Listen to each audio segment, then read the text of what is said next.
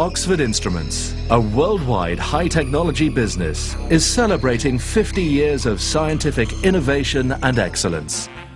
The company was co-founded in 1959 by Martin and Audrey Wood. I was working as an engineer in the physics department in the Clarendon Laboratory in Oxford University, involved in designing and making the magnets that were used for the research there.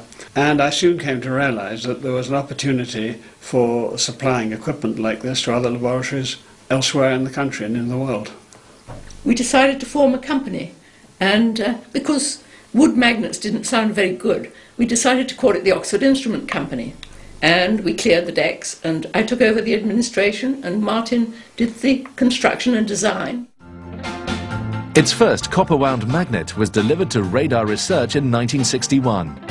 The company grew from a spare room to a shed, then to a small disused slaughterhouse and stable. In 1961, we went to a pivotal conference in America where superconductors were discussed for the first time. Superconductors had the promise of being much better materials, so we could make better magnets, higher fields and cheaper and so on.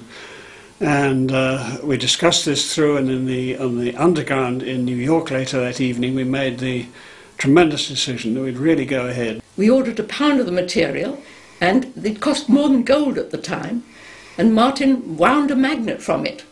This magnet had parts of it which enabled us to increase the market from about 10 to about 10,000 if we ran the business properly. And they did. By 1963, they had to recruit more people with technical and manufacturing experience.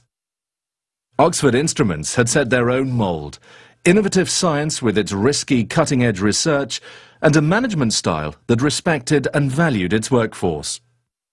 They became skilled at recognising good opportunities. We decided to form a company called Oxford Cryogenics, making and delivering liquid helium all around the country. Things really began to take off then, and we decided to move from our old premises in the slaughterhouse to some new premises we found in an old boathouse on the River Thames. They gained a reputation for leading-edge development work, and in 1967 won the Queen's Award for Technical Innovation of Ultra-Low Temperature Instruments, which are still in demand today. Physicist Barry Marson joined as MD.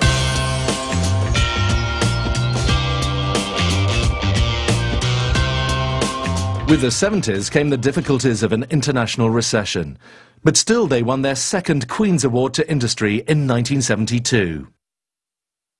The Oxford Instruments Company became the Oxford Instruments Group. A new range of cryostats was developed. As the company came into profit in 1974, more acquisitions were made. They moved into cardiology and EEG for recording brain signals, and Oxford Medical was formed. Oxford Instruments played a vital part in the development of MRI. In 1981, after delivery of the first MRI magnet to a London hospital, orders were received from almost every serious company in the MRI race. It had undoubtedly become the world leader in superconducting magnets. In 1982, an important joint venture agreement with BOC was signed to supply MRI magnets to the American market. Oxford Instruments' range of products and services grew dramatically. Later, a successful joint venture with Siemens was also entered into. A factory in New Jersey making superconducting wire was acquired, and the first LabX was launched. Its reputation was growing. It was time to give the group a new brand identity to strengthen and unify its image. Another recession put everyone under pressure, with 2 million unemployed. Oxford Instruments had to find cost savings and efficiencies, but MRI helped weather the storm. MRI was our greatest opportunity to date, and we clearly needed a lot more finance to fulfill this, and we decided to go to the London Stock Exchange in 1983. Between 1981 and 1985, orders went up from 5 million in MRI magnets to 50 million, and in that time, profits went up by an average of 57% a year. In 1985, Oxford Magnet Technology won 2 Queen's Awards for their body-scanning magnets, the only company to win 2 awards that year. Oxford Analytical developed new NMR analyzers and in 1986 won a Queen's Award for exports. It also acquired plasma technology. In the same year, Martin received a knighthood and then, for his contribution to science, was elected a Fellow of the Royal Society. 1987 was another difficult year. Black Monday saw a major drop in share prices. But the company survived again by diversifying its product range and becoming more organized and efficient. Expansion followed with the acquisition of the Link Scientific Group, making analytical and microanalysis products. Two companies were formed, Oxford Instruments Industrial Analysis and Oxford Instruments Microanalysis Group. 1992 and yet another world recession was starting to bite, so the group businesses were consolidated onto a smaller number of sites.